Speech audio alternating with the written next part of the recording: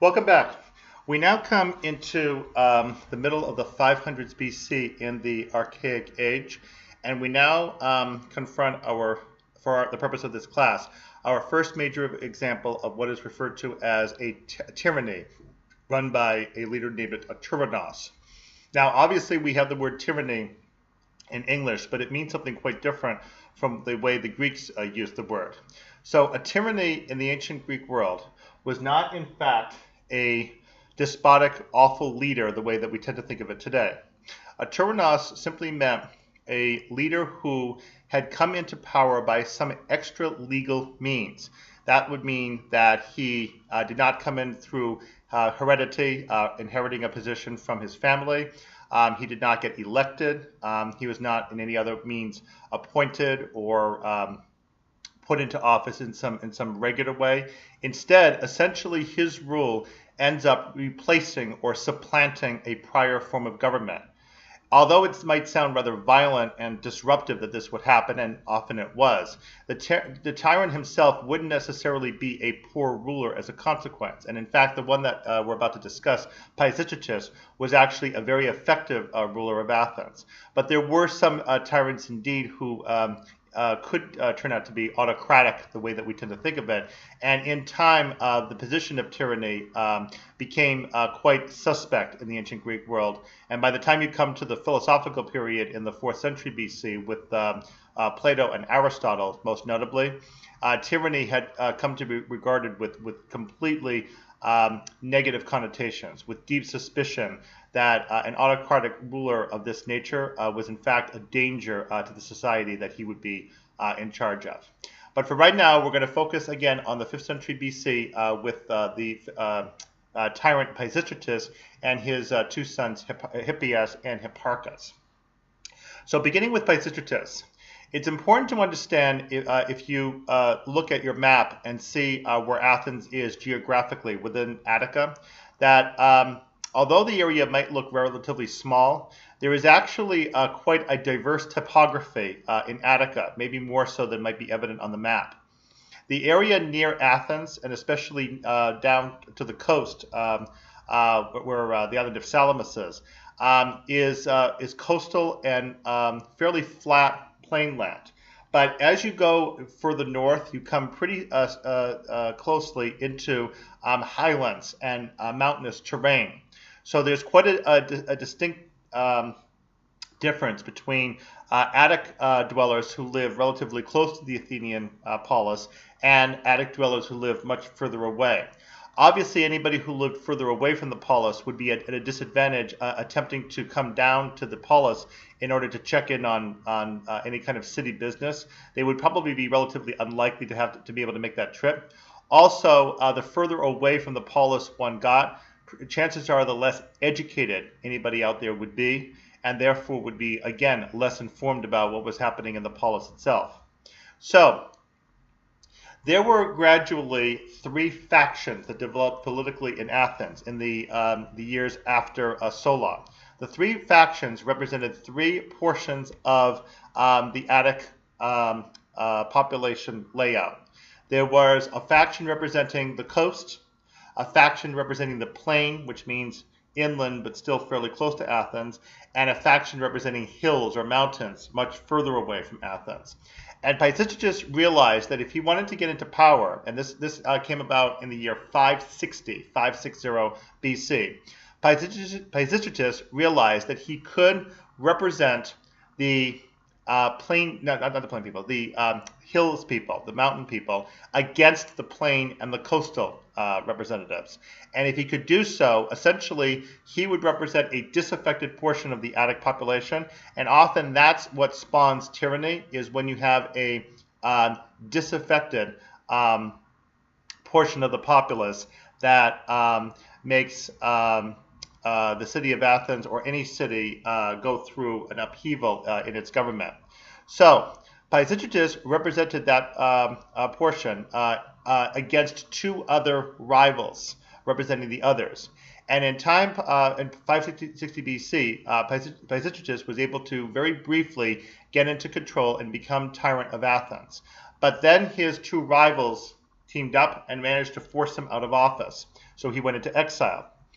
Shortly thereafter, according to the historian Herodotus, Pisistratus located a very tall woman and put her very regally dressed on a very tall chariot, brought the chariot to the gates of Athens, and told the person welcoming him that this was the goddess Athena, and she was declaring to the city of Athens that she wanted this guy, Pisistratus, to be in the position of tyrant of Athens. The city of Athens believed him. They admitted him. They took out the prior rulers and put Pisistratus in his place. And he managed to stay in there for a few months until the Athenians realized the way they had been tricked and threw him back out of office again. So then he went into exile once again. Well, it took him 14 years, the second time around, before he had a chance to get back into power again. But eventually, one of his old rivals and he finally were able to team up. They made amends. And he was able finally to get back into political prominence in Athens, and at last was made tyrant in 546 BC. And finally, the third time around, 3 times a charm, he was able to stay in power. So while he was in power, all went very well for the Athenians. He was able to expand political prominence over Attica, and he also sent a delegation to purify the island of Delos. As we talked about before, that island is that very small one in the Aegean Sea, where mythologically Apollo and Artemis, the twin son and daughter of Zeus, were born. And so a lot of temples were established there, not only for Apollo and Artemis, but the other gods as well. And as we know, this is going to become a political hotspot in the 5th century BC with the Delian League. But Pisistratus extended political control over the island of Delos by carrying out this purification. And he sponsored the arts and did a lot of rebuilding of the city, a lot of which had fallen into decay, and did quite a bit to benefit the city as a whole. So on the surface, everything looked quite good. And in fact, he ended up ruling all the way down to 527 BC. After 19 years in office, he died of natural causes. And his older son, Hippias, took over. And Hippias was assisted by his younger brother, Hipparchus. So from 527 BC on down to the year 514 BC, we have a fairly okay rule with Hippias in control under Hipparchus. So far everything looks pretty good on the surface. However, it's important to realize, again, that a tyranny is likely to occur, or any kind of political coup is likely to occur if someone thinks that it's more important for him to get control than for the status quo to remain in place. Now, actually, the Athenians had an earlier episode involving this kind of political upheaval that's now represented by Pisistratus and his descendant Hippias. And that's a fellow named Cylon. I have to take you back a little bit in time to 636 BC. This was before Solon, but already in the period of the Archons that we discussed in the previous video. Cylon was a disaffected Athenian who stormed the Acropolis and with a group of his followers attempted to overthrow the Athenian Archon government. His rebellion, however, failed, and he was besieged up on the Acropolis by the Athenians. And then the Athenian leaders of the time, who are known as Alcmaeonids, Alcmaeonids, Alcmaeonids, the leading family, the Alcmaeonids, bargained with Cylon and his supporters to release themselves off the Acropolis and turn themselves over to the authorities on the promise that they would not be harmed if they did so. So that would effectively put an end to his rebellion. He did, in fact, eventually turn him and his supporters over to the rulers, who thereupon turned around and executed them all, thereby breaking their word. For having done so, they came under a curse that was a permanent blemish on their record, as it were. And later politicians, including most notably Pericles, would suffer from their association with this previous ruling family, especially if they were directly descended in their family from them. So that's something to keep in mind, that even in a favorable looking tyrannic position, like Pisistratus and Hippias. There's always the sense that these people are in control in a way that again, can potentially make them dangerous. So that's one thing. Now, the other thing is that apparently Hipparchus had some kind of a connection with this other family, including this young man, Harmodius, who himself had a close connection with an older fellow named Aristogeiton. We are told this by the historian Thucydides, that there was some kind of problem between these two, maybe a relationship that ended up going bad. And Hippias, as a consequence of this feud between Harmodius and Hipparchus, ended up denying Harmodius' sister the opportunity during one of the greater Pan-Athenian festivals to walk in the parade carrying a basket on her head. That was, in fact, a very prestigious position for a young woman in Athens to be able to hold.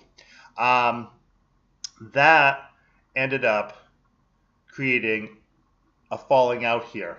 And Aristogeiton and Harmodius formed a plot to overthrow the tyranny by assassinating Hippias, according to the historian Thucydides. However, on the day of the plot itself, one of the conspirators was spotted talking to Hippias, and another conspirator who saw this immediately reported to everybody else that this had occurred, and the conclusion that was immediately reached was that the plot to overthrow Hippias had been betrayed. Thereupon, there was a big riot, everybody running crazily during the festival that was going on that particular day. And eventually, they caught up with Hipparchus, the younger brother, in a back alley and actually assassinated him. And then they themselves were chased down afterwards and were both assassinated themselves. The strange thing that happened was, because this all came out as a political movement against Hippias, these two were actually celebrated in later years as the tyrant slayers or tyrannicides in Greece, which in fact really wasn't true, because the one that they assassinated was the younger brother of the tyrant, not the actual tyrant. But the effect on Hippias was disastrous. From having been a relatively benign ruler previously, he became a real autocratic ruler, and now we get a tyranny of the type that we would think of today, whereby he now started executing, wherever possible, political rivals. This would lead to such dissension within the city of Athens itself that eventually a faction, assisted interestingly by Sparta, finally formed in 511 BC, and Hippias was driven into exile. So effectively, that ends the period of tyranny in Athens. Hippias actually still had some supporters trying to get him back in over the next couple of years, but eventually that fell away by 508 BC. That's the next thing we're going to discuss in our next video.